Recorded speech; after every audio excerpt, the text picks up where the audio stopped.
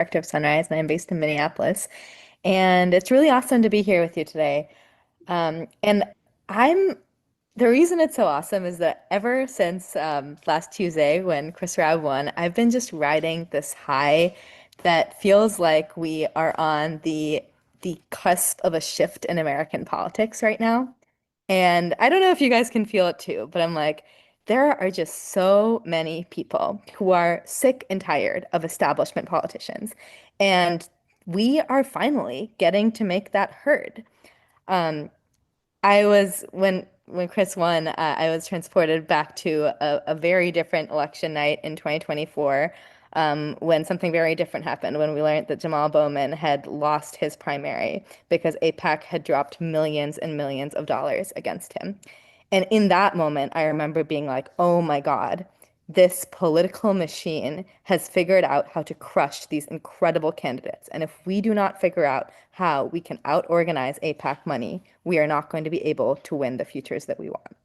And what I've learned this year is that over years and years, and especially the last 2 years of campaigning, of making AIPAC money toxic in politics, of popularizing our ideas, of showing people that basic concepts, demanding things like affordable housing, like affordable transit, those very basic concepts are so popular that even the millions of dollars that AIPAC tries to spend to crush us does not work. That's what we're showing right now.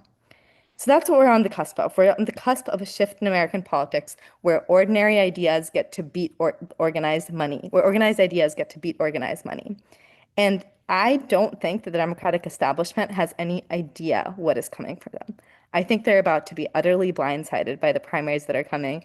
And on today's call, we get to be joined not just by Chris Raab, but also by two other amazing candidates, Melat Kiros and Will Lawrence. And I believe that if we are able to elect this class of candidates to Congress, we're going to be able to fight for not just transforming the Democratic Party, not just being able to stand up to the rampant fascism that is roiling through our communities, but to actually win the type of structural, political, and economic shifts that we know we need. To be able to breathe clean air and drink clean water and live in with a hopeful future free of climate disasters and be able to afford the homes that we live in and be able to have clean and healthy food on our plates. That's the type of future that we're fighting for. And honestly, it's been a bleak few years in thinking about how we can achieve that. And this year and this week, I'm feeling like it's more in reach than it has been in a while. So that's what we're here for. We're going to learn about how to organize towards that future. And with that, I will pass it to Chris Raab. Aru, thank you so much. I'm so pleased to join you all. I'm actually far from my district. I'm actually in Manhattan right now. And I'm literally on the street, but I did not want to miss this because this is what it means to be in community when it matters most. And it's a little surreal. Aru, you were talking about how you felt on election night in Philly. Well, I'm the candidate and I still feel like, wow, we really did this. And, you know, the emphasis on the we. We are amazing when we come together. When we see our own collective power, we are indomitable. That is not a rhetorical flourish. That is not an exaggeration. That is the reality, that we are powerful when we show up for each other.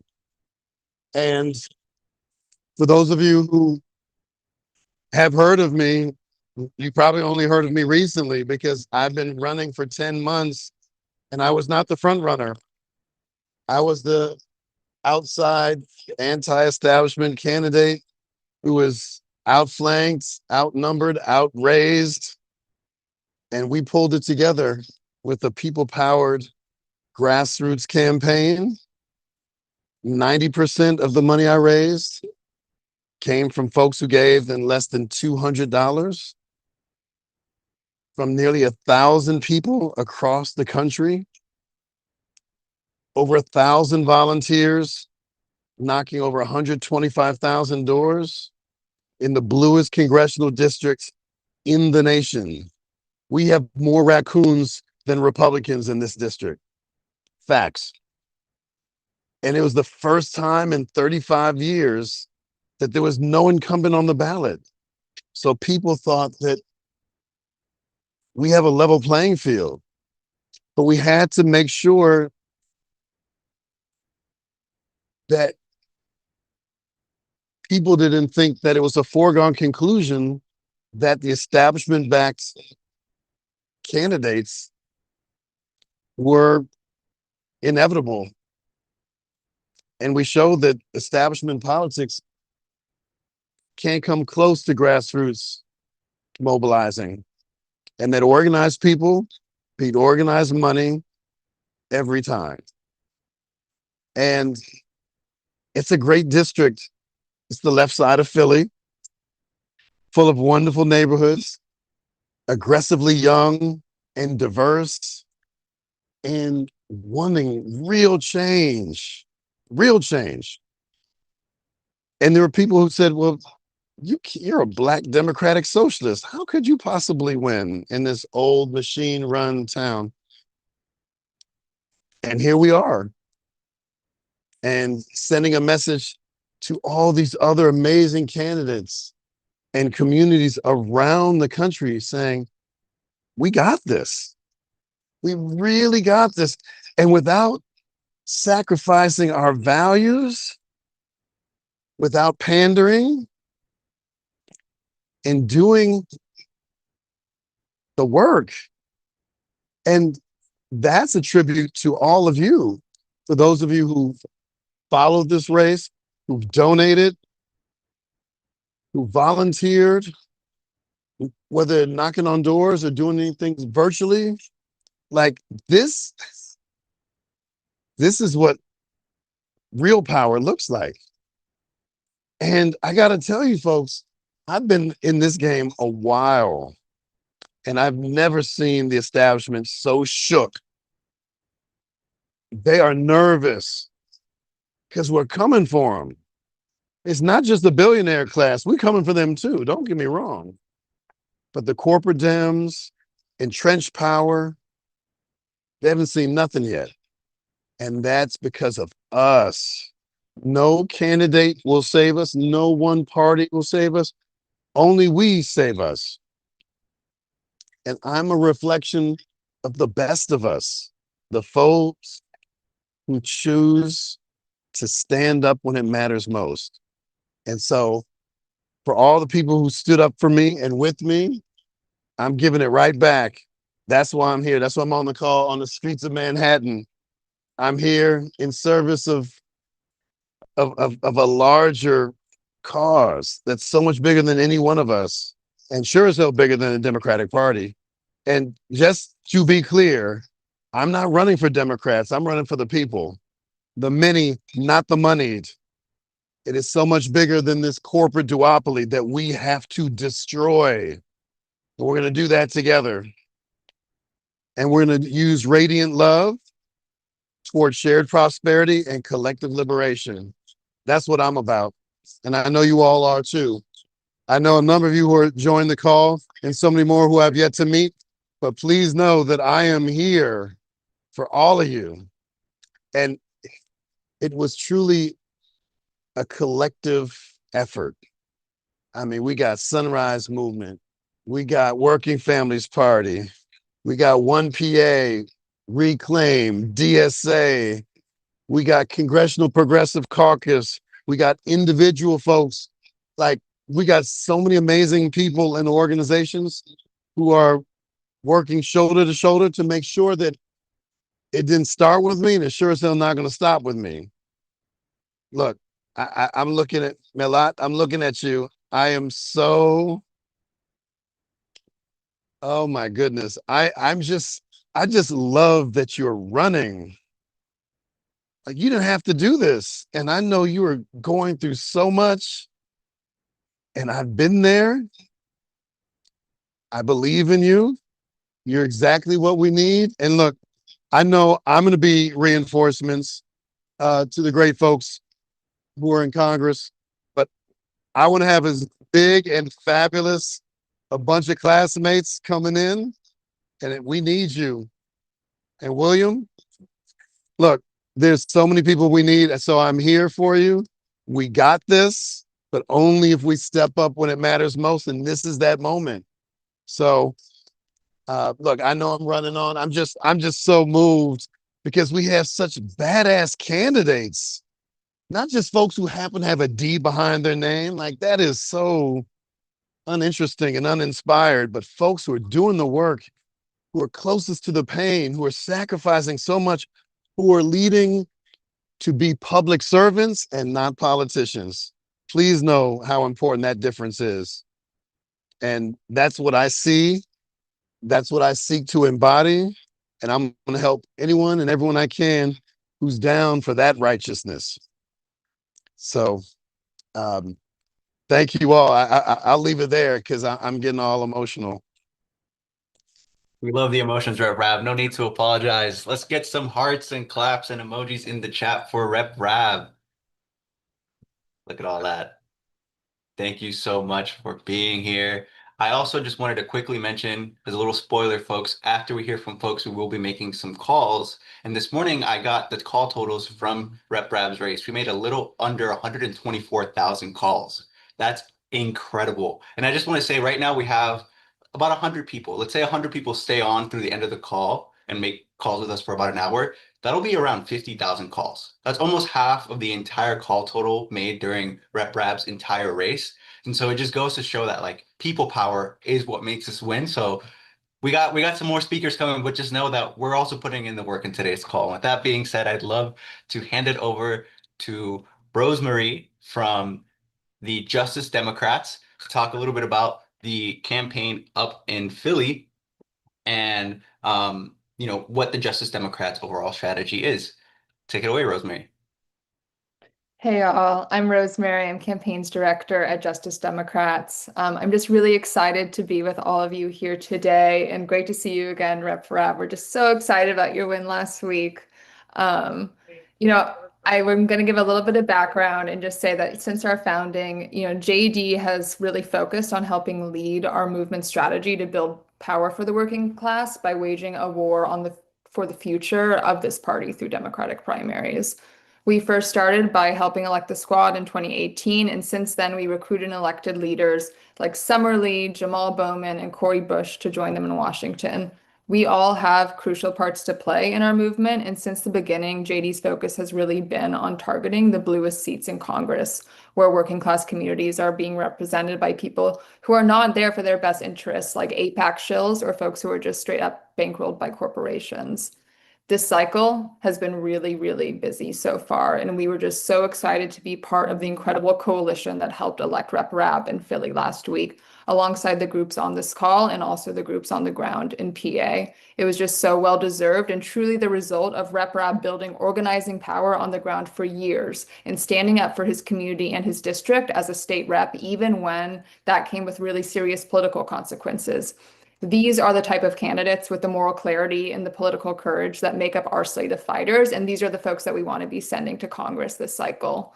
It was just really incredible to be in this coalition with Sunrise, with WFP, and everyone else who helped elect Rep Rab. And it also felt really special just to be able to work with a lot of the folks who helped get Summer Lee elected for a second time to get another Justice Dem into the PA delegation. A big part of our mission here is to help lower the barrier to entry for candidates that don't come with corporate checks or establishment Rolodexes. Our endorsees are often running in competitive open seats like Rep Rabs or primarying incumbents like Maylot, and that presents a really unique set of challenges. And a lot of the normal doors for fundraising and political support are closed for our candidates since we're sort of outside of the traditional establishment space. We really like to try and fill those gaps and help build the infrastructure congressional campaigns need in order to be competitive by offering some very hard-won primary specific strategic support based on everything we've learned since 2018. This can range from helping build budgets to supporting comms to coordinating independent expenditure tables. And we really just want to be able to be whatever our candidates' campaigns need in the moment and just have a lot of experience dealing with rapid response moments, outside spending, and just helping build the national momentum around these races. This cycle, we've endorsed a whole slate of working class champions and progressive leaders, and it's our vision to build a team of fighters in Washington that can really deliver on our core mission, which is to build power for the working class in Congress.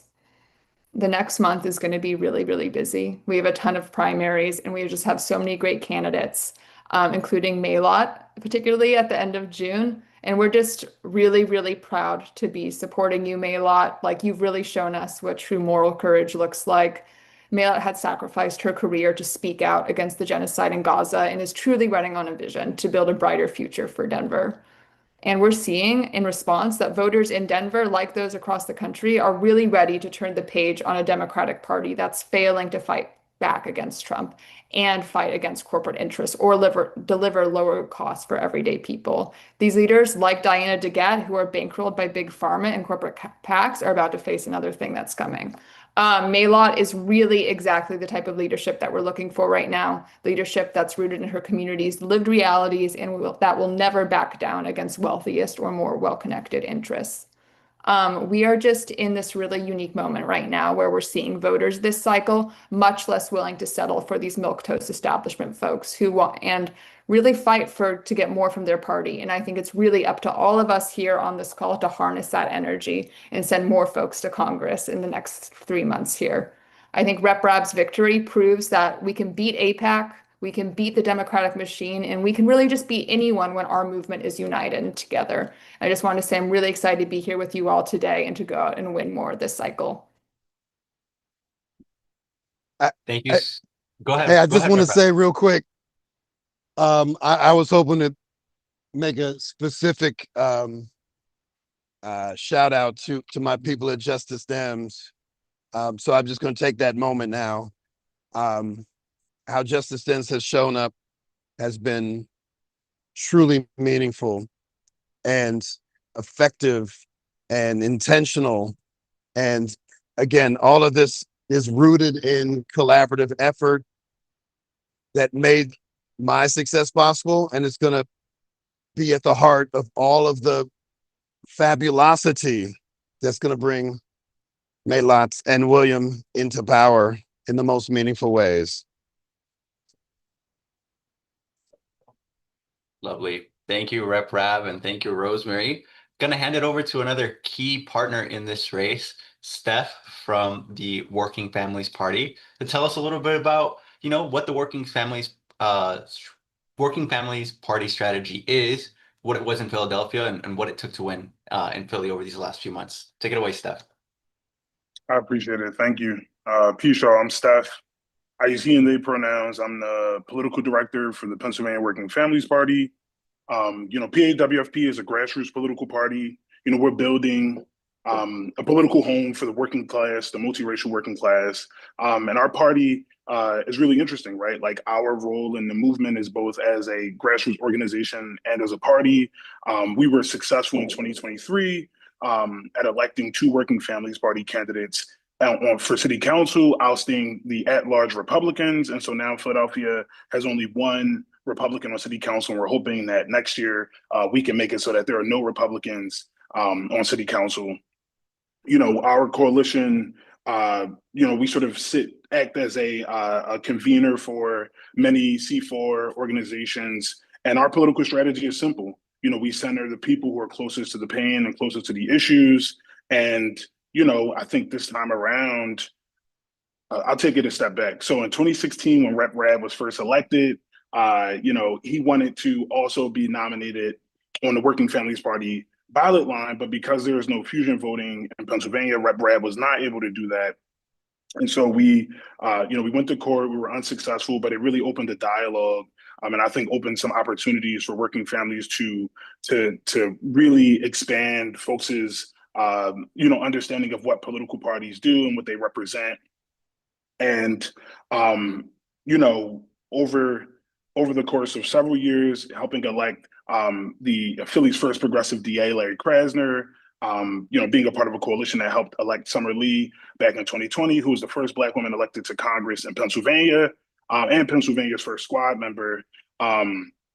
We've realized that when you're working to build power in working class neighborhoods, the thing that you need more than anything is to, you know, put and center Black progressives at the heart of many campaigns. And you know, our coalition is deep and multiracial, but like this cycle, we were able to, you know, we were able to build power in deep, you know, like sort of, you know, forgotten areas, like in North Philly, with down ballot candidates like Sierra McNeil and the 195th and Chris Johnson, HD 200. And so building power in state house races and also building power on this massive congressional allowed for us to maximize our outreach to working class voters. And, you know, I'll say this too, like Rep. Rabb is a particularly charismatic and interesting candidate. And, you know, it was easy to, you know, just take him to where he needed to be, right? You put Rep. Rabb in a community, you put Rep. Rabb in a room, and he's going to shine. And so I'd say that like our coalition was much larger than it had ever been, you know, thanks to pulling in partners who had worked with previously, and also uplifting new partners. But I'd say like, you know, we're really excited moving forward, and you know, we don't take this win for granted. You know, Rep. Rabb and our coalition ran a really strong race, and it was thanks to partners like JD and Sunrise and 1PA, Reclaim, so many you know, amazing grassroots organizations and so many powerful people, that our coalition was able to be successful. But I want to emphasize that, you know, when you run you know, progressive POC candidates in areas, you know, folks who are often not considered in the conversation of progressive politics really show up and they show out. And I just want to, you know, just like lift up that like our coalition is young, our coalition is multiracial, and our coalition is, you know, is ready to win more. Damn right we are. That's amazing. Thank you, Steph. Really appreciate it. I would love to take this time just to essentially have a bit of a Q&A with the three folks who just spoke, Rep. Rabb, Rosemary, and Steph. Rep. Rabb, I know you are on the go, so I'll ask you your question first if you're able to answer. If not, no worries. We already talked about what it would take to win this election. I'd love to hear from you now that you are a congressman-elect. You're heading into the halls of Congress here very soon. How will you use your megaphone now that you're in power? What will that look like for you?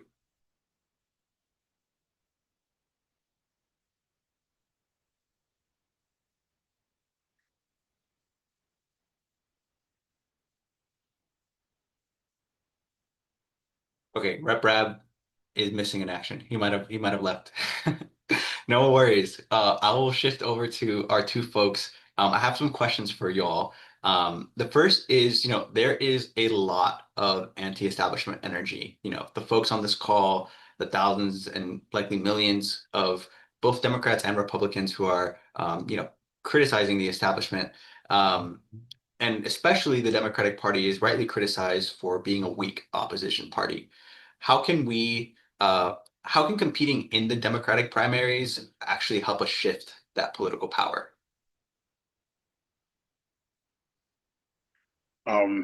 Rosemary, if you don't mind, I'll jump in.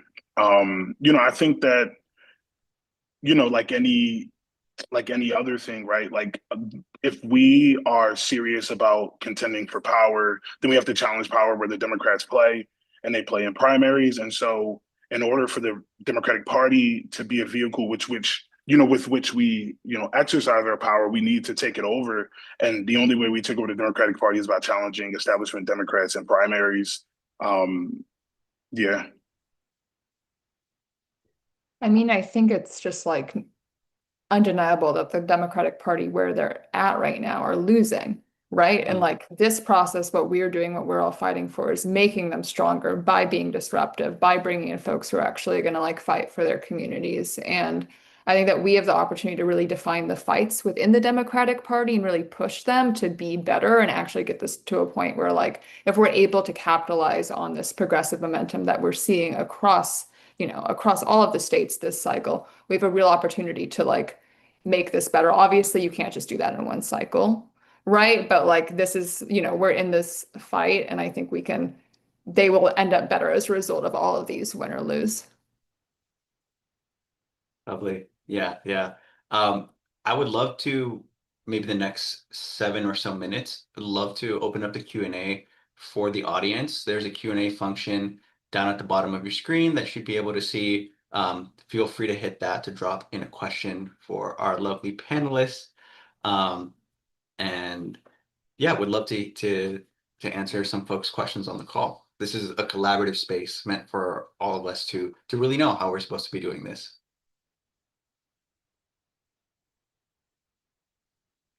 There's a question in the Q&A. First one is, what are your plans for campaigning in red states?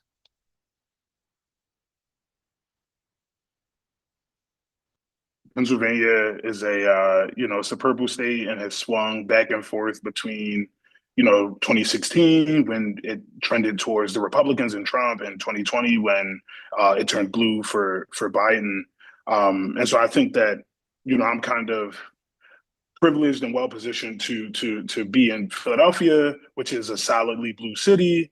But across the state, right, like we have a really important congressional race in a general with Bob Brooks, who we also helped elect in a primary in the Lehigh Valley. And so I think a part of it is increasing turnout in in parts of the state that do trend blue, right? But I also think it's about building power with working class people in areas that I think the Republicans have taken for granted, right? Like they sort of expect that because these places have been red historically, that these folks, they can solidly count on those on folks' support in those areas. But it's really about going out and building relationships and being in community with working class people who have been forgotten about by both parties. Lovely. Yeah, we have another question.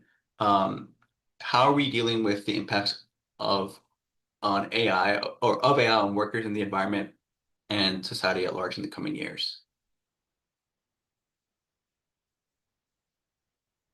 I mean, one thing that I'll say is I'm seeing there's so much like momentum, organizing momentum around the AI data centers, and it's an area where we I think have a lot of room to grow, and that advocacy is really important right now because these fights are being had and these things are being built without without due public process at all. But it's something that we're seeing across races that the communities are really engaged on, is actually bringing in more voters and more people who are willing to support our primary candidates because they see what's happening. They see their water bills going up. They see, and they're willing to fight and engage there. And I think that to the question on red states, our Representative Justin Pearson, who's someone who we've endorsed, that was his entry into organizing, was a pipeline fight, and then he was fighting against the data centers now, and that is an area where we are getting folks who would not normally kind of be engaged in these Democratic primaries, often just because they're too busy and have other stuff to do, but are really, really paying attention now. So I think it's a really important thing for us to all be organizing around. Great. Okay, well, just 2 more questions and then we'll move on to some more folks. I have a question here back on the race in Philadelphia with Rep. Rabb. Rep. Rabb has deep roots in his community and elected office. How important was this to his success? I think it was invaluable. I began organizing shortly after Rep. Rabb was elected initially, and he acted as a North Star for, sort of my political ideology and my interest in electoralism. And over the years, I've held every role at Working Families Party, up until now as the political director. But I'd say that it's akin to this is a crude analogy, but Rep. Rabb was able to call the sort of banners when it was time to run his race, and so all of the relationships and all of the fights that he had fought previously, with different organizations that he's been in struggle with, it was important. You can't manufacture support, and you can't manufacture relationships, and Rep. Rabb had both of those in abundance. So I think it was deeply important, his relationships. Great. And just the last question we'd ask in this section, and don't worry, folks, I know there's a bunch more Q&A. We'll have another Q&A section coming up in a bit. But question coming in from Elizabeth. How do you manage voter apathy? In Alabama, this is something we have chronically struggled with and have not gotten true direction or clear examples of getting folks engaged in vote-ins.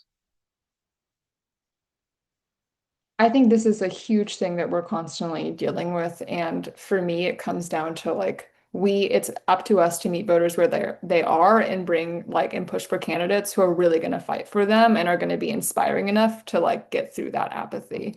Because if you are too busy with everyone has too much to do, everyone's trying to put food on the table and has better things to potentially be doing than engaging in these what may seem like not big deal primary elections, right? But if we bring in the right people like Rep Rabb, like Maylott, like Will, who can come in and inspire voters and bring them out and show them that someone will actually fight for them if they engage in the electoral system, is messed up as that system is, then that's how we can engage them. And I think it's our responsibility to do that through candidate recruitment, for organizing and kind of making it so they're not just constantly voting for the lesser of two evils here.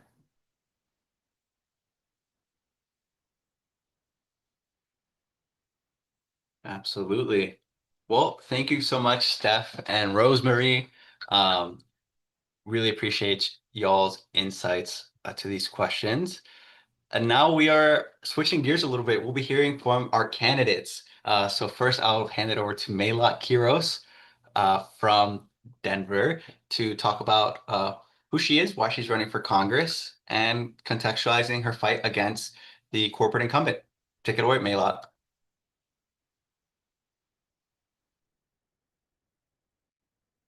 Hey everybody, Maylott Quiros here, running for Congress in Colorado's 1st District, which is pretty much all of Denver. I really decided to get politically involved after I got fired for writing an article defending the students that were protesting the genocide that was happening in Gaza. And in the immediate aftermath of that, I got so many messages from so many lawyers that were saying, I wish I could speak out, but I just found out I'm pregnant and I can't afford to lose my childcare, or my husband just lost his job and I have the only healthcare for the entire family now. And the weight and the responsibility of maintaining those basic needs that are tied to these jobs that were preventing people from holding their government accountable for all of these atrocities that were being committed with our taxpayer dollars. And so I started working for a congressional candidate in my parents' home district. He was the only candidate calling for a ceasefire at the time. And I just got the bug. I realized that this is the closest and fastest and most efficient way for us to really enact true meaningful change for working people, and to make sure that our foreign policy also aligns with the values of people in this country and not aligns with the special interests of people that just have more money to protect the people that are in office that are in line with their values as well too. And so I really started thinking about what is it that we actually need, right? What are we missing that's preventing people from being active participants in our democracy? Because it's not that we don't agree that we need Medicare for all. It's not that we don't agree that we need to just house the homeless or feed the hungry. We know that these are the solutions, but something is holding us back from being able to do that. And I figured that it was actually money in politics, and understanding that the corruption that has eroded our government, particularly the Republican Party, but now also the Democratic Party, and our responsibility in making sure that we are rooting out that corruption from our own side of the aisle before we start pointing fingers at the other side as well too, right? Because at the end of the day, it's going to ring really hollow to voters when we're talking about corruption in government, when we have our own corruption on our side of the aisle. And so I'm looking at, my congresswoman who has taken millions of dollars from big pharma, big energy and oil, defense contractors, and has failed to meaningfully represent the districts of the people of this district. And so talking about things like talking about housing first, talking about universal childcare and elder care, talking about abolishing ICE, all of these things I can do loudly and proudly without the concern of, being beholden to my donors, being beholden to billionaires and corporations, because they're not the ones that are supporting my campaign. It's y'all. It's everyday working people. And who puts you into power, who puts you into office, is who you're going to hold yourself accountable to. And so I decided to challenge our 30-year incumbent and have been laser focused on making sure that we are defending and fighting for the values that we care about as working people. And it has been truly the most incredible ride. It has been absolutely amazing. And I'm so honored to be in this fight alongside folks like William, alongside folks like Rep. Rab, with the support of organizations like Justice Democrats, DSA, Sunrise, Working Families Party. It really is a mission of building a coalition to fight for working people. And I'm just really excited about what we're building so far. Amazing. Thank you so much, Maylot. And now I will hand it over to the one and only Will Lawrence, who is running in Colorado, or not Colorado, in Michigan's 7th district, and who is also a Sunrise co-founder. Take it away, Will. Hey, folks, can you hear me all right? Yeah, good. Hey, everyone, this is Will Lawrence. I'm running for U.S. Congress here in Michigan's 7th district. It's always a real pleasure and honor here to be with Sunrise and so many other friends, with Rep. Rab and with Maylot. Look forward to joining you both in U.S. Congress come January. I'm running here in Michigan's 7th district, which is a swing district. It's currently held by a first-term Republican named Tom Barrett. Folks around here call him one-term Tom because that's all he's going to get, because he does not represent the people. He hasn't held a single town hall. He has not distinguished himself in office, and we're going to beat him in November. And this district is critically important. This could literally be the 218th vote to determine control of the United States House. And that's more true than ever after the decision to go the Rights Act and to overturn the maps in Virginia. This swing district has become more important than ever. Saying yes to universal health care through Medicare for all, yes to good housing for all, no to stupid wars around the world, no more bombs for Israel. We got to bring the money home and invest in the American people. And I'll tell you that what I'm seeing, what I'm working to prove in this campaign is that a populist, progressive message is not just able to win in tough swing districts like this one, but actually is better equipped to win than the same kind of milquetoast corporate conservatism that we've seen from way too many Democrats around the country. You know, when I go and I talk to people who are Trump voters in this district, or I talk to young voters who are deciding whether or not they're going to vote at all, maybe for the first time, they're not asking for more billionaire tax breaks. They're not asking for another chapter in the forever war. And they're certainly not asking for the status quo to continue on the rising costs of healthcare and housing. They're asking for real change. They're asking for somebody to acknowledge the suffering that they've been experiencing. They're asking for someone to acknowledge that the system is rigged and the big money donors have way too much influence in our politics to the expense of regular working people. And so when I go out there, I say, you know what? Truth is, I don't feel well represented by the leadership of either party. My job is to represent the people of this district, and that's what I'm working hard to do every single day. Our primary election is going to be on August 4th, although we've got a lot of vote by mail here in Michigan. So the ballots are going out on June 25th. And I want to shout out everyone who's already been making phone calls on behalf of the campaign. It's going to take everything we got to keep it going between here and August 4th and November 3rd. Thank you, Will. All right. Well, I would love to bring back Maylot and Aru for a little Q&A before we jump into the latter half of this call. You know, I think as candidates, you know, what was it like watching Chris Rab break the Democratic machine in Philadelphia? And what does that mean for your race? I mean, that was unreal. It was incredible to see. You know, as someone who also hopped into my race as the underdog, as the anti-establishment I'm literally challenging a 30-year incumbent. I had multiple people laugh in my face at the prospect of running for this seat and trying to challenge her. To see Rep Rabb do that without, in the face of all this money, in the face of all of this power that he was challenging, and still be able to come out on top. And with 14 points at that, was really the fire that I needed as we're heading into these final weeks of the campaign. Because I think he showed it best. I think everyone in Philly showed it best that organized people beats organized money every time.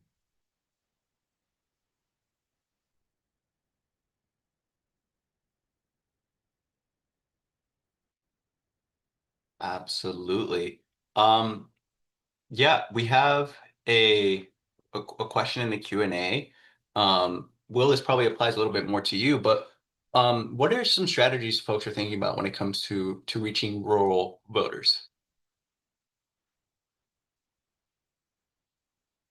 Thanks. I'm trying to keep myself positioned in the frame here, so pardon me. It's funny you ask, because actually we're just leaving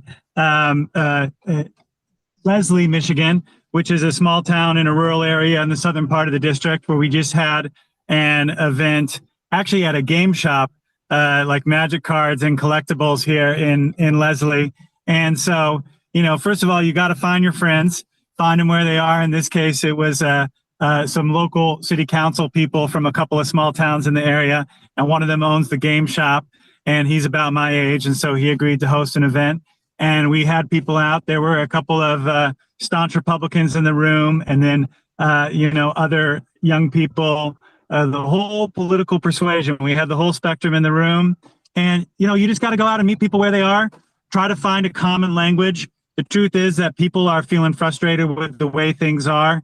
There are certainly some hot button issues that we know people don't agree on, but without compromising at all on those issues, there's a way of returning to just the common dignity and humanity of all people, and then the basic economic security that people all want. And I'm finding that people are fed up with the Epstein files. People are fed up with these stupid wars. Trump said he wasn't going to start any more wars, and people believed him. That was obviously a lie. And so we're finding a lot of common ground across the aisle in urban and rural areas on those issues. But I'd say that overall the strategy is just, okay, first of all, don't assume everybody in the rural areas is Republican. Find your friends, get out there, have opportunities to have conversations. And then in these small towns in particular, people talk. The word of mouth, it definitely gets going when you show up in places that people don't expect. And that's how we've been doing it. That's how we're going to keep doing it.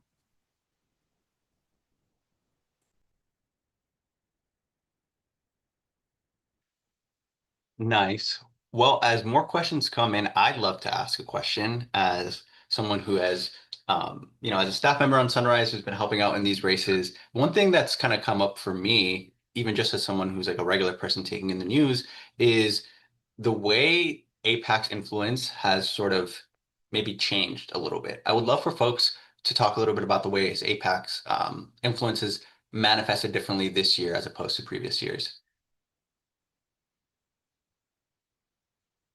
Yeah, I mean, I can speak from my own experience, and the incumbent that we're challenging here is someone who very regularly took AIPAC money up until a couple of years ago, where I think it was becoming very obvious that AIPAC was going to become very toxic as it is today.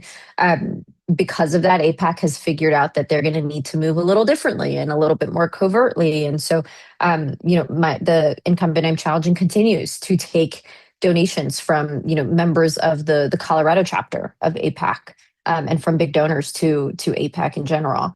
We see AIPAC getting these shell packs. In Chicago, we saw, what was it called? The Elect Chicago Women or something like that. But it was an AIPAC shell pack, and because they know that it's becoming really toxic. And I think it's really important to kind of tie this in the context of like history, and I think a lot about the South African apartheid government and how quickly towards the end of their reign, how toxic they had become and how much more strategic they had to be about how they were trying to get out their propaganda and try and bribe certain officials for staying on board with supporting the South African government at the time. And eventually they ran out of money. Like eventually it becomes too hard to, put out fires when there are fires everywhere, when you have so many candidates running all across the country that are saying, I'm not taking APAC money. I'm not, voting to send any more taxpayer dollars for bombs abroad, right? The more people we get doing that, the more we stretch their resources so thin that they are no longer effective anymore. And so there's still so much work to be done to make sure that we get more candidates that are loud and proud about being against this kind of influence that we've been seeing in our elections. But that is the path, and we are on track for being able to do that, just as evidenced by the fact that they are realizing their own toxicity now and are trying to hide behind a lot of these shell packs.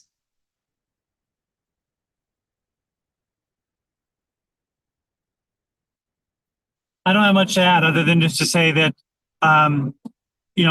people have seen way too much. These wars that Israel has been waging across the region, the genocide in Gaza, the wars of aggression in Lebanon, and now in Iran in conjunction with the US. People have seen way too much. They understand that this is unconscionable. This is not the sort of thing that we can accept or tolerate. And so APAC is certainly regarded as toxic, and support for continuing to arm Israel is also, I've seen it be toxic in this primary so far. Now, that doesn't mean that my opponents are ready to give it up, because they're fundamentally committed to continuing that project. But I'm very hopeful that it's going to be an issue that sets me apart in the primary on August 4th. The one thing I'd add on APAC is that it's really a mark of what movements can make possible in politics. I think sometimes we think of politics as only about the politician, but the truth is, like, politics is the landscape that we shape it to be. And the work that we have done in the last 2 years of making it really clear that this genocide is unacceptable, making it really clear that we will create an electoral backlash to anyone who supports it. That's so much of what's enabling this wave of candidates like Mela, like Will, like Chris, to rise on this anti-APAC, refusing to take APAC money. And I think sometimes we think about like the direct actions and the campaigning as separate from the electoral politics, but this is just one example of how these two things need to go hand in hand if we're going to win the world that we deserve. Amazing.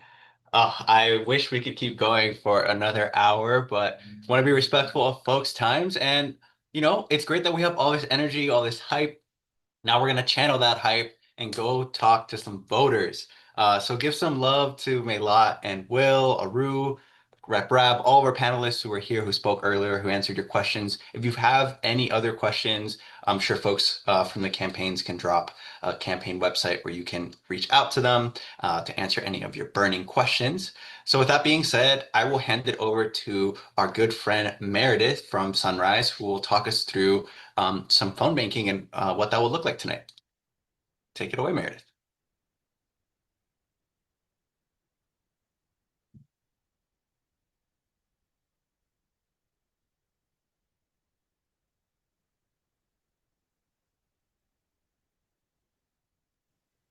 I think Meredith is having a tech difficulty. So Ramon, do you want to hop in on the training?